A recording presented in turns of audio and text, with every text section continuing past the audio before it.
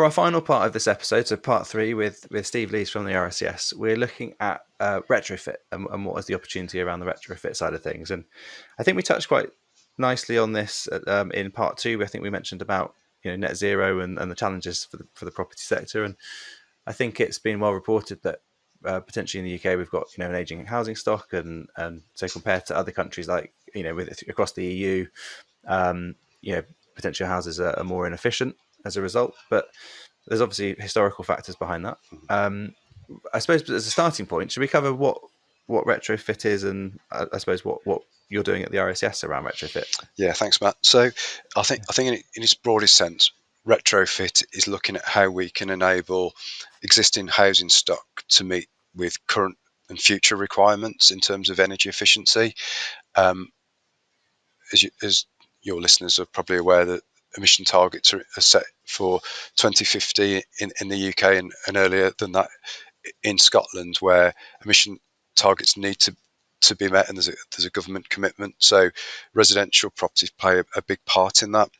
So I think we can all think of properties either that we live in or locally that need to be upgraded to meet these future targets. And the amount of work required in terms of retrofitting the property using energy efficient measures could vary significantly. So people are aware of this. Schemes are in place, particularly in the private sector. Sorry, in the public sector, but it's going to affect all of us at some point in time. So RICS have looked at whole carbon assessments of properties, which there's a second version of that. So that's the whole of the built environment, to look at how carbon is consumed during small to large scale infrastructure projects. The residential sector also consumes carbon during construction, but it's what we can do with our existing housing stock moving forward. So in our sector, and hopefully the members are aware, we've produced a Retrofit Standard that becomes effective in October of this year. And the idea is that surveyors have got a real opportunity to play their part in this journey, to provide advice to customers, homeowners in situ at the moment, about how they can take their existing property and move it into a more energy efficient setting. So again, I like to use examples. You can probably tell, my mum has owned a property since the 1980s. It's got a limited amount of insulation, probably got an energy performance certificate of a D, but she wants to make it carbon neutral. Let's just say she's inherited some money and she really wants to get the property up to speed. She needs advice.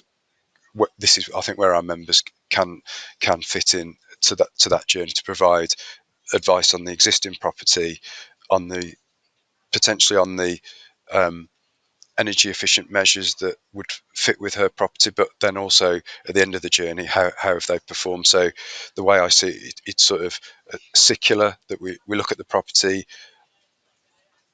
Will the energy efficient measures compromise that particular property? Yes or no? They get installed, they get reviewed, we learn, we iterate. I think we talked about the advancement of technology in the last session.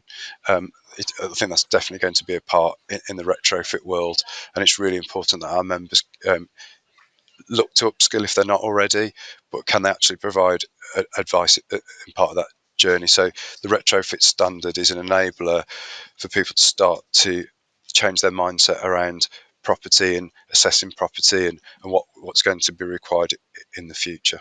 Definitely.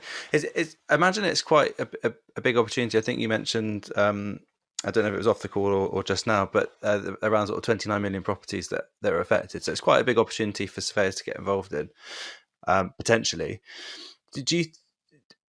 I suppose, I don't know if you've heard much from, in terms of the residential side, consumer interest. Are there schemes available to help people do this, or are they required to self-fund it? Because obviously I imagine that would then quite heavily impact how many people do go ahead. I think ESG is on everybody's lips, definitely in the corporate world.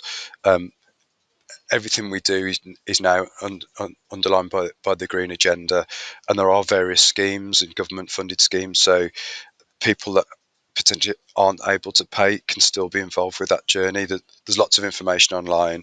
Without calling out individual bodies, but the Energy Savings Trust is a really good starting point that then signposts people to what they practically can do. So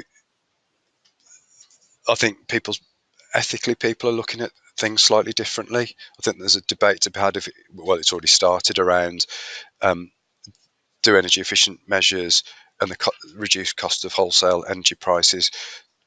Is that starting to play out in terms of what people are prepared to pay for properties and property values? Could there be a delineation between a poorly performing property to something that's zero or net cost to produce, or actually contributes back to the grid? So,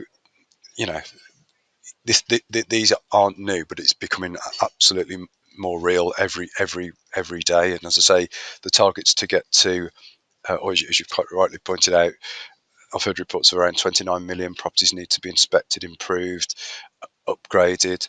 When you work out how many properties need to be done per year, I think ballpark 600,000 homes need to be upgraded starting now to meet these targets. So, yeah, it's either going to be a carrot or a stick or a combination of both. But I think it's definitely going to rise in terms of people's considerations when buying and selling properties. Definitely. I suppose one thing around this then is, in order to get involved in this side of the the market in terms of advice to consumers as a surveyor, you're going to have to build up the the knowledge and competency, etc., to be able to advise on this. Are there, I suppose, sort of training and CPD options available to help you start moving into this area? Yeah, there is. So RISS are producing various CPD, which are due later on this year before the standard becomes effective. So our own retrofit standard, so we've got retrofit courses around building knowledge and practical application.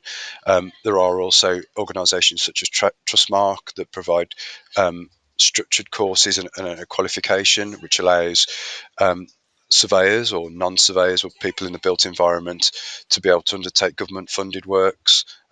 There's a scheme, PAS schemes that are available that need people to be suitably qualified.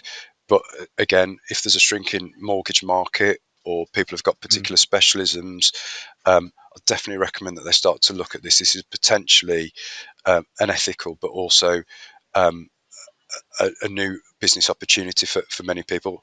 Our members have got a really good sound knowledge of building pathology and how buildings perform. But again, as we mentioned earlier, it's understanding the new technology, understanding the consequences of introducing this technology, but definitely a really good opportunity for all of us to play a part in the sort of retrofit journey. Interesting. I've got it's a question that, to be fair, we didn't discuss beforehand, so it might not be something you can answer. But it popped into my head, and I suppose it's an opportunity, absolutely, and obviously with opportunities potentially come risks. So yeah, it's a very good point that you made, which is actually as valuation work potentially is dropping in terms of mortgage valuations. Actually, this is a new opportunity that opens up to counteract that and make get balanced again.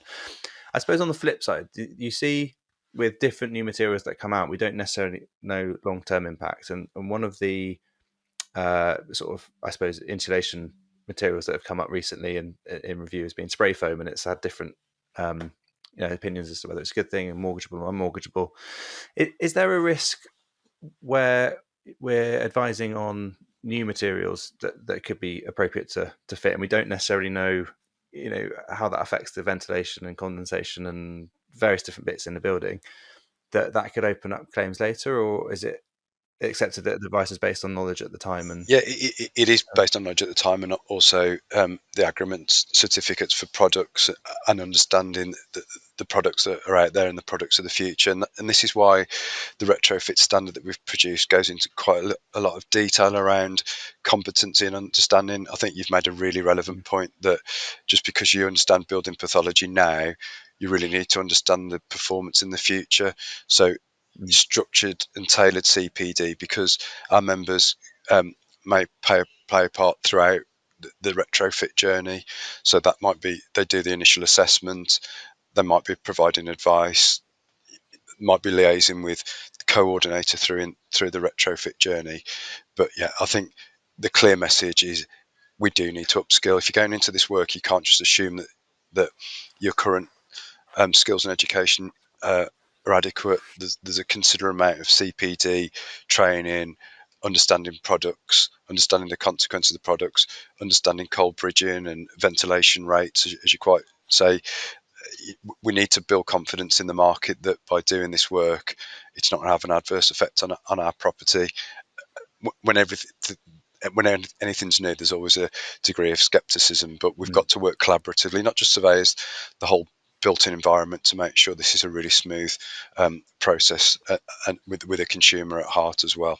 Yeah, it wasn't. Yeah, that makes complete sense. And yeah, provided you go and do the training and get your knowledge up, then the advice you're giving at the time is correct based on current knowledge. So yeah, we shouldn't discourage people from doing it. It's an inevitability that people will want to do it or may have to do it in the future, but it's ensuring that there's the right skills and expertise that go around that. So working with the people that provide the energy efficient products, with our members, with other areas of the built environment, this is a real collective to make sure that this happens efficiently and mitigates risk. There'll always be issues where things go wrong or things are incorrectly installed, but again, we need to learn and iterate and keep pushing this agenda forward. Awesome. Okay, so my final question, I think, for this topic is, if we sort of think back to topic 1 where we discussed the home survey standards, I believe there's obviously an aspect of talking about climate and energy and stuff like that in the report. With retrofit, obviously this is something that relates to the energy aspect of a property. Is this something that should already be included in reports or might potentially be included in future? Yeah, it's a really good point, Matt. So the current standard has got a section on energy matters, and I'm going to read this a little bit verbatim if that's okay, but it says, at all levels of the service, RICS members and regulated firms must be able to identify and advise on defects and deficiencies caused by inappropriate energy efficiency measures implemented at the property. So going back to the section 1, this was the real starting point. Now there's further conversation and detail within the home survey standard, but it's one of the agenda items for us to review. And I'd imagine the customer questionnaire will play into this as well. What does the consumer need within surveys of the future? Are our members providing appropriate advice? I think at the moment, I don't want to preempt the review, but I'd imagine it'd be very topical. And we have got some subject matter experts as well on the working group that are going to they will link the home survey standard of the future to other documentation with a view on everything green that underpins our working life. So yeah, one that's subject to review, but one that's very much on the radar. Interesting. Yeah, I think you're right. It could be an opportunity to either have that as an additional, much more detailed product afterwards if someone wants to know about that, but at least something you can include in your reports to make them more beneficial to consumers, at least at the moment until progress more with it, I think. Overall, really interesting episode. At least for me, I enjoyed going through it. So thank you for coming on today. Appreciate it.